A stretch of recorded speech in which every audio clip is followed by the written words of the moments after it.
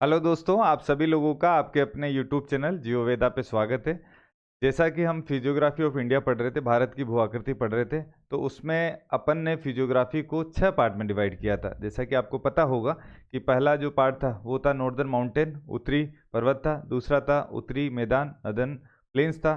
Third था peninsular plateau, प्रायद्वीपीय पठार। फोर्थ था द कोस्टल प्लेन, तटीय मैदान। फिर आइलैंड्स ऑफ इंडिया, भारत के द्वीप। And the great Indian desert, भारतीय मान मरुस्थल। तो उसमें अपन ने पहला पोर्शन देख लिया था कि जो उत्तरी पर्वत है, उत्तरी पर्वत को 2 भागों में बांटा था। एक तो ट्रांस हिमालय और दूसरा हिमालय।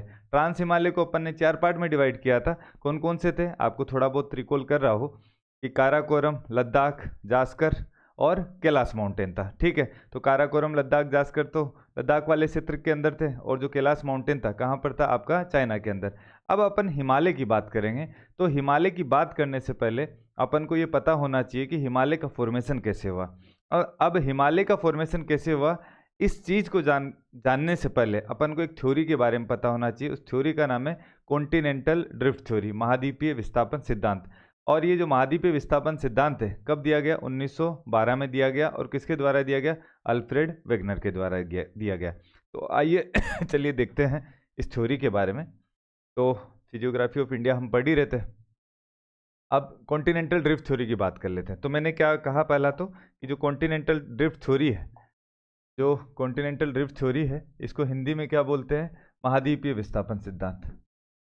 महाद्वीपीय विस्थापन सिद्धांत, विस्थापन सिद्धांत। And it is given by the Alfred Wegener. किसके द्वारा दी गई है? अल्फ्रेड वेगनर के द्वारा दी गई। किसके द्वारा? अल्फ्रेड वेगनर के द्वारा दी गई।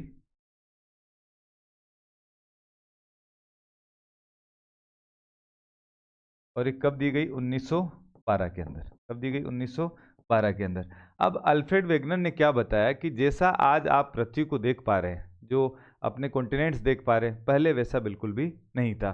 तो उन्होंने क्या कहा? उन्होंने ये कहा कि 225 million year ago, 225 million year ago, around 250 million year ago के आसपास मान सकते हो, कि जो आज आप कॉन्टिनेंट देख रहे हो, कि जैसे यहाँ पर नॉर्थ अमेरिका, इधर साउथ अमेरिका, इधर Europe, Asia, Africa, Australia, Antarctica, ये देख रहे हो, पहले वैसा बिल्कुल भी नहीं था। कि पूरा का पूरा जो लैंडमास था वो क्या था? एक साथ था। पूरा का पूरा जो लैंडमास था क्या था? एक साथ था। और उसको क्या बोला गया? पेंजिया। हिंदी में भी पेंजिया को क्या बोलते हैं? पेंजिया बोलते हैं। ठीक है। फिर उन्होंने कहा कि पूरा का पूरा जो लैंडमास था वो एक साथ था। तो जाहिर सी बात है कि लैंडमास पूरा एक साथ हो जाएगा तो चारों तरफ क्या चले जाएगा? समुद्र चले जाएगा। ठीक है। तो जो चारों तरफ वाटर था, पानी था, उसको क्या बोला गया? पेंथलासा बोला गया। क्या बोला गया? पेंथलासा बोला गया। ठीक है। हिंदी में भी पेंथलासा को पेंथलासा ही बोलते हैं। ठीक है। तो कई बार एग्जाम में भी क्वेश्चन पूछ लेता है कि जो अल्फ्रेड वेगनर था, तो उसने जो पूरा का पूरा जो लैंडमास था, जो सुपर कॉन्टिनेंट था, उसको क्या कहा? तो उसको क्या बोला गया? पेंजिया बोला गया। और ये भी क्वेश्चन पूछ लिया जाता है कि अल्फ्रेड वेगनर के अनुसार 225 मिलियन ईयर को पूरा का पूरा लैंडमास एक साथ था, उसको तो पेंजिया बोला गया। ठीक है। और जो चारों तरफ वाटर था उसको क्या बोला गया? पेंथलासा। और मैं आपको बता दे रहा हूँ पेंजिया का मतलब क्या है। बेसिकली जो पेंजिया है, पेनजिया, तो पेन का मतलब तो होल होता है। होल का मतलब क्या हो गया? संपूर्ण हो गया। और जिया का मतलब किससे लिया गया है? अर्थ से लिया गया है। तो जो संपूर्ण अर्थ था, जो सुपर कॉन्टिनेंट था, उसको क्या बोला गया? पेंजिया। अब ये धीरे धीरे क्या हुआ? टूटना स्टार्ट हुआ। जब टूटना स्टार्ट हुआ तो जो ऊपर वाला जो पोर्शन था वो एक साथ हो गया, और नीचे वाला पोर्शन क्या हो गया? एक साथ हो गया। तो जो ऊपर वाला जो पोर्शन था, इसमें कौन सा हो गया? ये नॉर्थ अमेरिका हो गया, और ये क्या हो गया? यूरेशिया हो गया। तो जो अल्फ्रेड वेगनर था उसने बोला कि जो ऊपर वाला पोर्शन था उसको क्या बोला गया? उसको बोला गया, मैं इसको यहाँ से मिटा सकता हूँ, है ना? ठीक है। तो इधर ही लिख देता हूँ। तो इसको क्या बोला?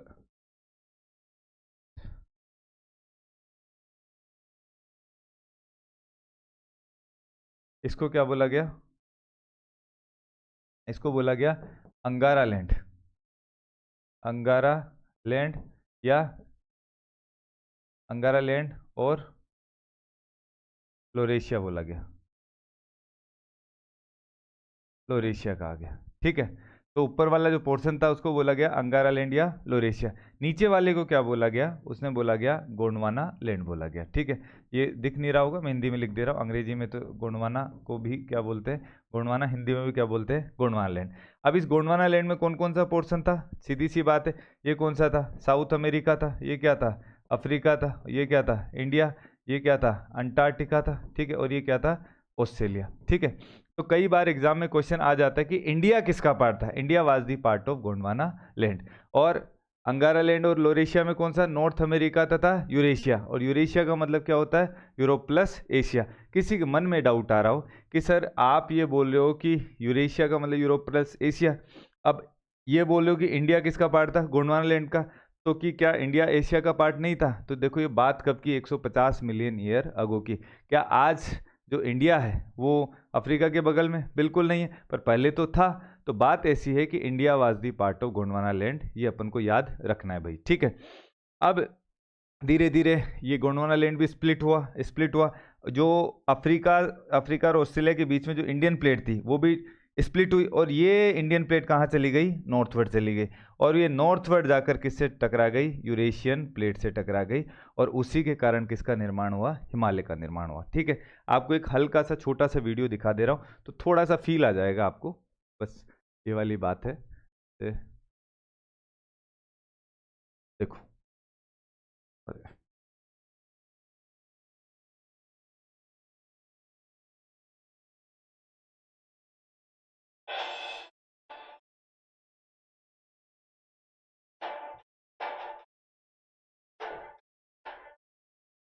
तो जैसा मैंने कहा कि जो अल्फ्रेड वेगनर था उसने कहा कि पूरा का पूरा लैंडमास एक साथ था, उसको क्या बोला गया, पेंजिया। फिर धीरे धीरे ये क्या हुआ, टूटना स्टार्ट हुआ। तो टूटना स्टार्ट हुआ तो अपन ने देख लिया कि ऊपर वाला जो पोर्शन था, ऊपर वाला तो इसमें दिखा नहीं रखा, और जो ऊपर वाला पोर्शन था उसको क्या बोला गया, अंगारा लैंड या लोरेशिया। और अंगारा लैंड और लोरेशिया में कौन कौन सा था, नॉर्थ अमेरिका तथा आपका यूरेशिया था। ठीक है, अब नीचे वाला जो पोर्शन था उसमें अभी देख ही लिया था अपन ने, यहाँ से आप देखोगे कि south America, Africa, India, Australia, Antarctica, ये सब किसके पार्ट थे, गोंडवाना लैंड के पार्ट थे। अब अफ्रीका और ऑस्ट्रेलिया के बीच में ये इंडिया की जो प्लेट है वो जो है कहाँ गई, नॉर्थवर्ड गई। ये इंडियन प्लेट कहाँ जा रही है, नॉर्थवर्ड जा रही है।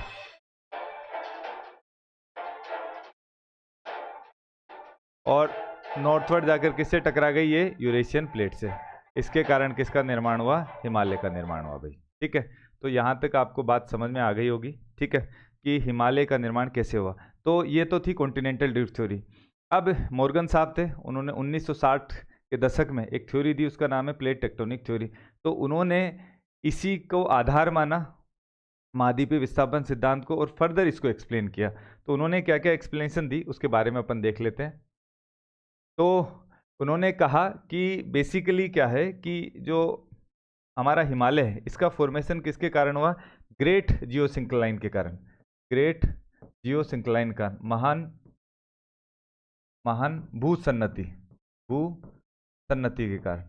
महान भूसन्नति भी बोल लेते हैं, महान भू अभिनति भी बोल देते हैं। हिंदी में बहुत सारे वर्ड हो जाते हैं, कोई बात नहीं, आप तो अंग्रेजी याद रख लेना, भू अभिनति।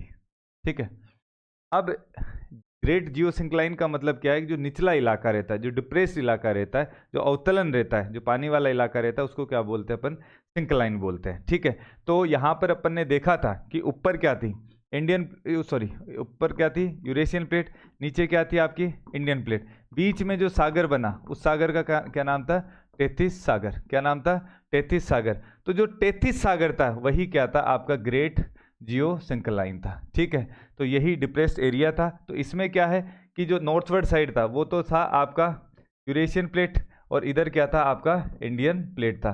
तो बात ऐसी है कि इधर से भी क्या है कि नदियाँ जो जल लाके गिराती थी, और इधर से भी नदियाँ क्या है, जल लाके गिराती थी। तो यहाँ पर क्या है, सेडिमेंट्स इकट्ठे होते गए, कंकड़ पत्थर इकट्ठे होते गए, और ये जो इंडियन प्लेट है नॉर्थवर्ड आती गई, और यूरेशियन प्लेट इधर आती गई। अब इसमें क्या है कि डिफरेंट मत है कि बहुत सारे जो ज्योग्राफर ये बोलते हैं कि यूरेशियन प्लेट नीचे आई। ठीक है, बहुत सारे ज्योग्राफर बोलते हैं कि इंडियन प्लेट नॉर्थवर्ड गई। बट अल्टीमेट कंसेंसस तो ये है, कोई ऊपर गई हो कोई नीचे गई हो उससे कोई फर्क नहीं पड़ेगा। तो अल्टीमेट रिजल्ट क्या है कि दोनों का कोलिजन हुआ है। तो इसमें दोनों की, सभी लोगों की आम सहमति है। तो ग्रेट जियोसिंक्लाइन कौन सा है? 33 सागर। इधर आपका देख लो, इधर अपनी इंडियन प्लेट है, इधर यूरेशियन प्लेट, बीच में क्या है? 33 सागर। अभी धीरे धीरे मूवमेंट स्टार्ट होगा तो 33 सागर का जो मलबा है वो स्क्वीज होगा, संपीड़ित होगा, और इस संपीड़न के कारण, कंप्रेशन के कारण क्या हो गया? एक माउंटेन का निर्माण हो गया। तो सबसे पहले कोलिजन हुआ, सबसे पहले कोलिजन हुआ, यहाँ पर बन गया ग्रेट हिमालय। फिर से मूवमेंट स्टार्ट हुआ तो यहाँ पर बन गया मिडिल हिमालय। फिर से मूवमेंट स्टार्ट हुआ तो क्या बन गया? शिवालिक। तो सबसे पहले कोलिजन हुआ तो क्या बना? ग्रेट, फिर क्या बना? मिडिल, फिर क्या बना?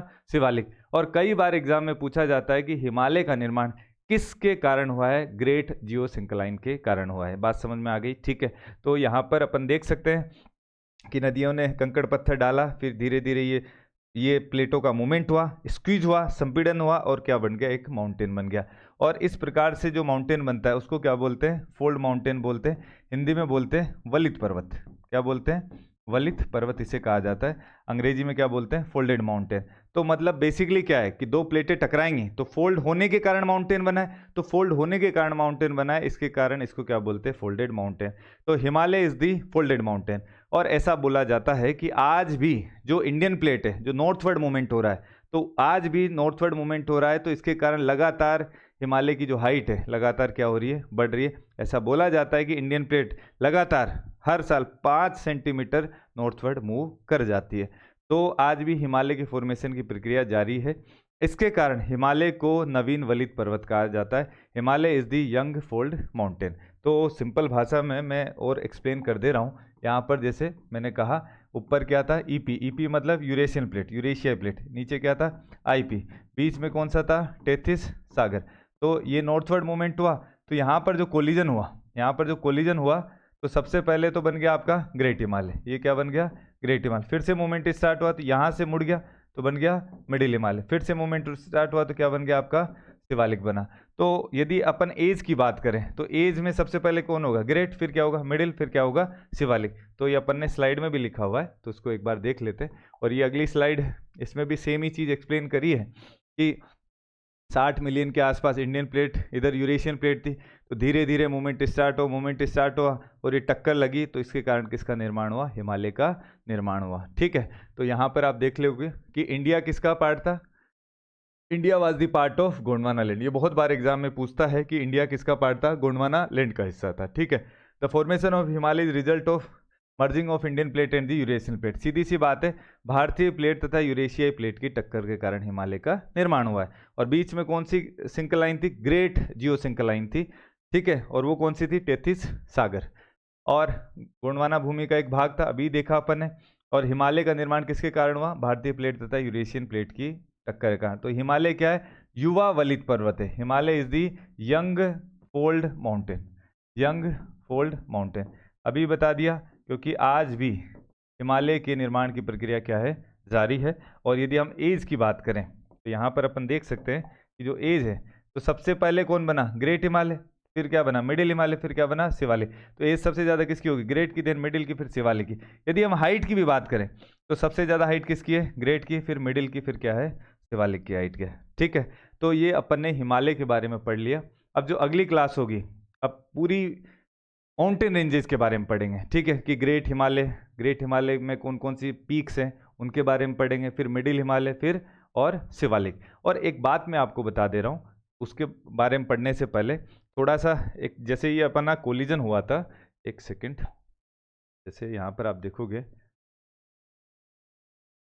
तो जब टक्कर लगी थी, तो एक सेकंड, तो जैसे ये हिमालय, उससे पहले एक बात आपसे कह दे रहा हूँ। तो जो हिमालय है बेसिकली इस प्रकार से, ग्रेट, मिडिल और शिवालिक। तो हिमालय क्या है कि इस प्रकार से, बेसिकली किस प्रकार से? इस प्रकार से। ठीक है। तो साउथ साइड से ये किस शेप में दिखता है? कॉन्वेक्स शेप में। ठीक है, सेकंड, कॉन्वेक्स। हिंदी में क्या बोलते हैं? उत्तल, उत्तल। ठीक है। और नॉर्थ साइड से किस में दिखता है? ये कॉनकेव में। हिंदी में बोलते हैं अवतल। ठीक है, ये भी याद रखना है। और हिमालय कैसा है? आर्क्वेट शेप में है, मतलब किस शेप में? धनुषाकार में, धनुषाकार में। और इसमें साउथ वाली साइड से कैसे दिखता है, उत्तल दिखता है, और बीच वाली साइड से क्या दिखता है, अवतल दिखता है। इसके कारण के लिए अलग अलग ज्योग्राफर का अलग अलग मत है, बट इसके लिए बोलते हैं कि जब भारतीय प्लेट टकरा रही थी तो इधर वाला जो पॉइंट है वो रिजिड मास था, ठीक है, तो ये अरावली वाला पोर्शन था। और इसके बारे में बोलते हैं यहाँ पर असम रेंजेस थी, तो इधर से फोर्स बहुत ज़्यादा लग रहा था, बहुत ज़्यादा लग रहा था, तो बीच में से क्या हो गया, ये मुड़ गया है, ठीक है। तो अपन को तो ज़्यादा डिटेल में जाना नहीं है, इतनी सी बात याद रखनी है कि हिमालय का जो शेप है, साउथ से क्या है, कॉन्वेक्स है, ऊपर से नॉर्थ की साइड से क्या है, कॉनकेव है। बात समझ में आ गई, ठीक है। तो मैं आशा करता हूँ कि ये हिमालय की फॉर्मेशन की जो प्रक्रिया है आपको क्लियर हुई होगी। फिर भी आपको कोई डाउट आ जाता है तो आप अपने कमेंट बॉक्स में डाल सकते हैं। तो मैंने कहा कि अगला जो टॉपिक होगा कि ग्रेट हिमालय, मिडिल हिमालय, शिवालिक, इन सब के बारे में डिटेल में हम पढ़ेंगे। तो आज के लिए काफ़ी है। थैंक यू, धन्यवाद।